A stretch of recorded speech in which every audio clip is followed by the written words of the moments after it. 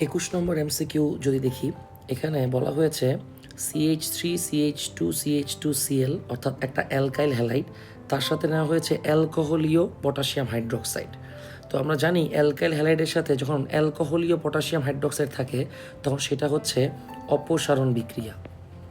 আর যদি জলীয় ক্ষার থাকতো তাহলে সেটাকে আমরা বলতাম এসএন বিক্রিয়া। অপসারণ বিক্রিয়াতে আমরা জানি যে বিটা হাইড্রোজেন অপসারিত হয়, অর্থাৎ CH3 CH2 CH2 Cl। এখানে ক্লোরিন হচ্ছে প্রতিস্থাপিত মূলক, এর সাথে যুক্ত কার্বনকে আমরা বলবো আলফা কার্বন, আলফা কার্বনের সাথে যুক্ত কার্বনকে বলবো বিটা কার্বন। এই বিটা কার্বন থেকে একটা হাইড্রোজেন আমাকে অপসারিত করতে হবে, তাইলে আমাদের রয়ে যাবে কি CH3CH, একটা হাইড্রোজেন চলে গেল, আর ক্লোরিনও চলে যাবে, তাহলে এখানে রয়ে গেল CH2। তো এখানে কার্বন একটা হাত হারাইছে, এই কার্বন একটা হাত হারাইছে, তাই এদের মধ্যে একটা নতুন বন্ধন গঠিত হবে, আর আমরা পাচ্ছি 3 কার্বন বিশিষ্ট অ্যালকিন, যার নাম হচ্ছে প্রোপিন। তাহলে এইটা হচ্ছে আমাদের অ্যান্সার। আরও শর্টকাটে যদি বলি, আমরা জানি অপসারণ বিক্রিয়ায় অ্যালকিন উৎপন্ন হয়, যেহেতু এটা 3 কার্বনের অ্যালকাইল হ্যালাইড, তাহলে আমাদের 3 কার্বনের অ্যালকিন উৎপন্ন হবে। সিম্পল। পরের এমসিকিউতে যদি যাই, মিথাইল কার্বিনলের সংকেত কি? তো প্রথমে জানতে হবে কার্বিনল জিনিসটা কি। তো অ্যালকোহলের ইউপ্যাক পদ্ধতিতে উচ্চারণ আমরা জানি অল, কিন্তু অ্যালকোহলের উচ্চারণ উদ্ভূত পদ্ধতি বা সাধারণ পদ্ধতিতে ছিল কার্বিনল। ওকে, তো মিথাইল কার্বিনল আসলে কি? এটা অ্যাকচুয়ালি মুখস্থের মতোই, তবু আমি একটু বোঝানোর চেষ্টা করি। কার্বনের 4টা হাত, এক হাতে আছে মিথাইল মূলক, আর এক হাতে আছে OH, বাকি 2 হাত হাইড্রোজেন দ্বারা ফিল আপ করে দিলাম। এইটার নামই হচ্ছে মিথাইল কার্বন প্লাস অল, মানে কার্বিনল। ওকে, তাহলে এটাকে যদি আমি একটু শর্ট করি তাহলে হবে CH3CH2OH, যেটাকে আমরা ইউপ্যাক পদ্ধতিতে কী নামে চিনি? ইথানল। তো এটা মুখস্থ করলে বেটার যে ইথানলকে বলা হয় মিথাইল কার্বিনল।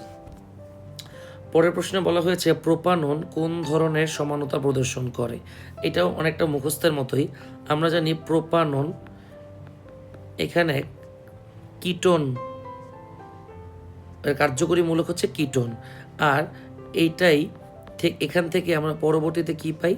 আমরা পাই হচ্ছে এই জিনিসটা, যেখানে ডাবল বন্ড আছে, ডাবল বন্ড হচ্ছে ইন, আর অ্যালকোহলের OH হচ্ছে অল, ইন প্লাস অল হয়ে গেল ইনল, আর কিটোনের কিটো, তাই এটাকে আমরা বলি কিটো ইনল সমানতা, যেটা টটোমারিজমের অপর নাম। অর্থাৎ প্রোপানন কোন ধরনের সমানতা প্রদর্শন করবে? টটোমারিজম। পরের প্রশ্নে যাই, এখানে বলা হয়েছে হেক্সিন 3 কোন প্রকারের সমানতা প্রদর্শন করবে? তো হেক্সিন 3 এর সংকেতটা আমরা দেখি পারি কিনা। তো প্রথমত আমি 6টা কার্বন নিলাম,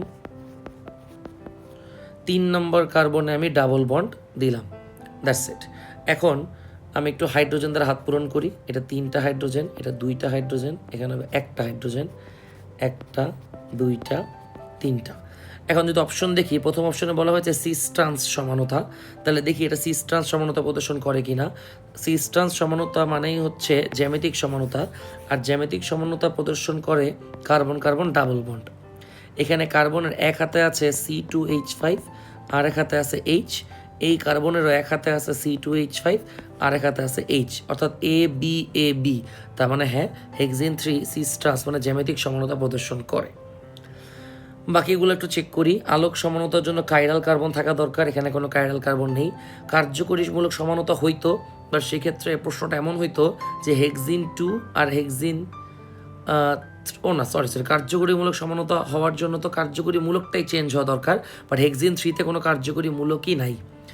আর যেহেতু আলোক সমানতা না, তাহলে এনানসিওমার হওয়ারও প্রশ্ন ওঠে না, তাহলে অ্যান্সার সিস ট্রান্স সমানতা। পরের প্রশ্নে যাই, এখানে বলা হয়েছে CH3CH3 কোন ধরনের সমানতা প্রদর্শন করবে? মুখে মুখে বলা যায় কার্বন কার্বন ডাবল বন্ড, এক হাতে CH3 আর H, আর এক হাতে CH3 আর H, অর্থাৎ AB, অর্থাৎ এইটাও জ্যামিতিক সমানতা। নেক্সট কোশ্চেন, এখানে বলা হয়েছে RCH2Br অর্থাৎ অ্যালকাইল হ্যালাইড, আর এখানে আছে জলীয় ক্ষার।